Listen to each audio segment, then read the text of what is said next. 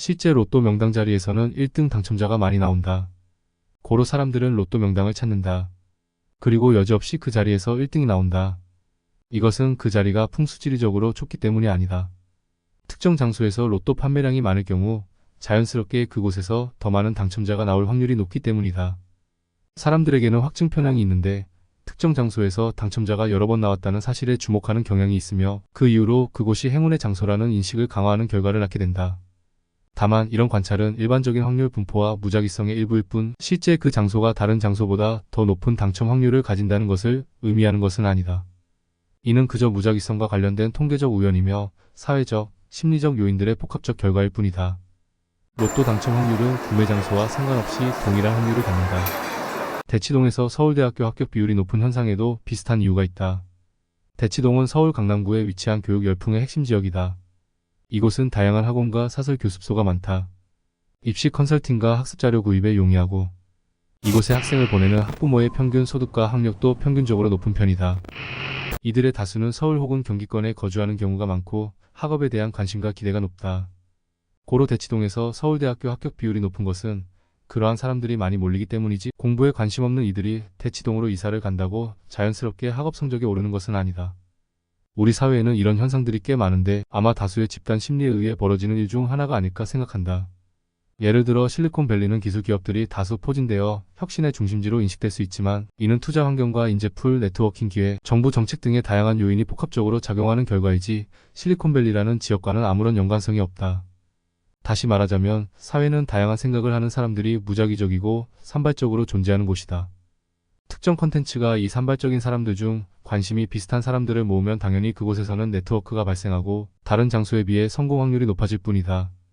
이것은 마케팅에서 자주 활용되는 방법이다.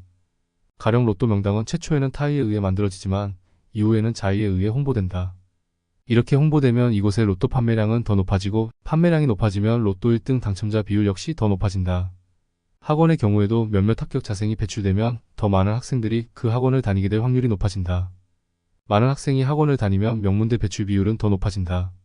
이것은 단순한 논리다. 끌어당김의 법칙을 행하는 사람 100명을 모아서 이들에게 성공 확률을 물어보자. 이들의 성공 확률은 일정 비율을 가질 것이다. 다만 끌어당김의 법칙을 믿는 사람들의 대부분은 목표의식이 분명하기 때문에 다른 비교군에 비해 더 많은 성공 비율을 가질 가능성이 높다. 또한 내부에서 선순환적인 네트워크와 정보 공유가 이뤄지며 그 가능성을 높일 수 있다. 다만 이것은 끌어당김의 법칙 때문이 아니라 관심사가 비슷한 이들의 집단이 더 높은 확률의 성공률을 보였기 때문이다. 같은 집단에서는 반드시 성공하지 못하는 집단도 생긴다. 니심 니콜라스 탈레브의 행운에 속지 마라라는 책을 보면 생존자 편향에 대한 내용이 나온다. 쉽게 말해 러시안 룰렛이라는 게임을 예로 들 수 있다. 러시안 룰렛은 한 개의 총알을 리볼버의 6개의 총실 중에 넣고 무작위로 회전시킨 후 사람이 자신의 머리에 총을 겨누고 방아쇠를 당기는 게임이다. 러시안 룰렛에서 살아남은 사람은 극도의 운을 가진 것처럼 보일 수 있다. 다만 이는 생존자 편향의 예다. 즉 살아남은 사람만이 이야기를 할 수 있고 생존자의 이야기는 실제 위험성에 대해서는 간과되는 경향이 있다. 당연하다. 실패한 이들은 이미 총을 맞고 죽었기 때문에 발언의 기회가 사라진다. 고로 생존하는 사람의 경험만 전승된다. 또한 생존자의 입장에서는 자신의 그 게임에서 이길 확률은 100%다. 고로 그 게임의 위험성에 대해 무시하거나 경시하는 경향이 생긴다. 생존자가 자신의 생존 노하우에 대한 이야기를 다음 게임자에게 말한다고 해서 게임의 확률은 변하지 않는다. 즉 살아남은 한 사람의 스타는 일정 확률로 만들어진다. 그렇다고 생존자가 의도적인 거짓을 말하는 것은 아니다. 다만 우리는 생존한 스타의 발언에 주목하는 일에 조심해야 한다. 과거 조현병에 걸려있던 스트리머가 이었다. 그는 자신의 미래에 대한 확신을 가지고 있었다. 자신의 자산은 대한민국에서 가장 높을 것이고 이어 세계 유명인들과 어깨를 나란하게 할 것이라고 말하곤 했다. 그는 끌어당김의 법칙을 알고 있었다.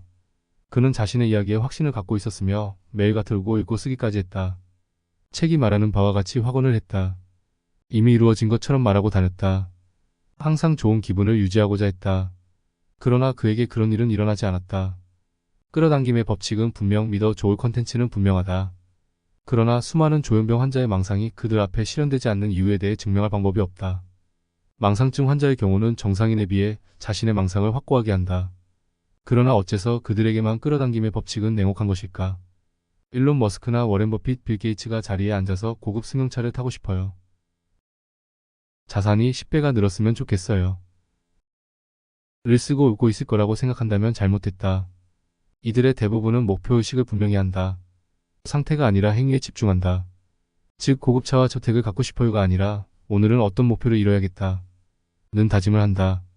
혹시 끌어당김의 법칙에 대한 이야기를 담은 더 시크릿의 저자 론다.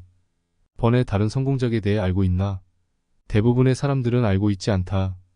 성공하는 방법을 판매하여 성공에 이르는 이들이 간혹 있다. 이들 중 상당수는 스티브 잡스, 아인슈타인, 뉴턴, 빌 게이츠의 이름을 빌린다. 그리고 그들은 결국 성공에 이른다. 다큐멘터리와 책의 판매수는 급격하게 올라간다. 다만 생각해보면 이렇다. 스티브 잡스는 애플사를 창업했다. 아인슈타인은 상대성 이론을 정리했다. 뉴턴은 프린키피아를 저술했고 빌 게이츠는 마이크로소프트사를 창업했다. 누구나 쉽게 말과 그리면 끌어당김의 법칙으로 성공에 이를 수 있는데 왜 그들은 그 쉬운 길을 돌아가야만 했을까? 어째서 스티브 잡스는 투병 생활 중에서도 출근을 했고 아인슈타인은 논문을 쓰면서 특허청 직원으로 일해야 했을까? 우리가 모르는 무언가가 있을 거라는 착각은 언제나 우상을 만든다. 김연아 선수는 우리가 모르는 무언가로 세계 최고가 됐을 것이고 스티브 잡스나 워렌 버핏, 일론 머스크, 헨리 포드 또한 우리가 모르는 무언가를 알고 있을 것이라는 착각이 항상 숭배 대상을 만든다. 우리는 어떻게 하면 살을 뺄 수 있는지, 어떻게 하면 돈을 벌 수 있는지, 어떻게 하면 공부를 잘할 수 있는지 모두 알고 있다. 다만 그것을 하고 싶지 않기 때문에 더 쉬운 시크릿을 찾을 뿐이다. 중요한 것은 더 쉬운 길이 아니라 더 많이 하는 길이다. 일론 머스크는 지금도 주당 80에서 100시간을 일한다. 빌 게이츠 또한 주당 80시간과 100시간을 일했으며 토마스 에디슨은 잠자는 시간을 극도로 줄였다. 마르코 피사노는 JP 모건의 고액 투자은행가로 주당 100시간을 일했으며 제너럴 모터스의 CEO인 메리 바라는 주 80에서 100시간을 일한다. 레오나르도 다빈치는 수면을 최소화하고 더 많은 시간을 작업에 할애하기 위해 폴리파식 수면을 했다. 니콜라 테슬라는 하루 15시간 이상을 작업했다. 이 모든 것이 그저 끌어당김의 법칙이고 상상의 결과물이라고 할 수 있는가? 그것은 그들이 성공을 위한 노력에 대한 폄하다. 예전 백종원 대표가 한 자영업자에게 했던 말이 떠오른다. 필요하다면 발품 팔아서 음식의 무게도 측정하고 분해도 해보고 맛도 보고 수백 수천 번을 만들어 봐야 하는 게 아니냐는 것이다. 가만히 앉아서 기분 좋은 상상이나 했다고 달라지는 것은 아무것도 없다. 다만 꾸준한 상상이 행동으로 발현되는 상관관계를 따지고 들자면 그럴 수 있다. 개인적으로 파이어족을 좋아하진 않는다. 최대한 빨리 벌어서 이를 때려 치우는 것이 목적인 것에 응원하진 않는다. 백종원 대표의 자산 때문에 가려진 요리에 대한 철학, 박진영 프로듀서의 자산에 가려진 음악에 대한 철학을 깡그리 무시할 수는 없다. 그저 자신의 일에 철학 없이 자산에 집중하세요. 는 장기적이지 않다. 돈이란 다수에게 흩어져 있는 영향력을 모으는 일이다. 즉 뭘 했는지, 무엇을 이루었는지, 무엇을 사회에 남겼는지를 살펴보는 것이 자산을 가늠하기에 가장 중요하다.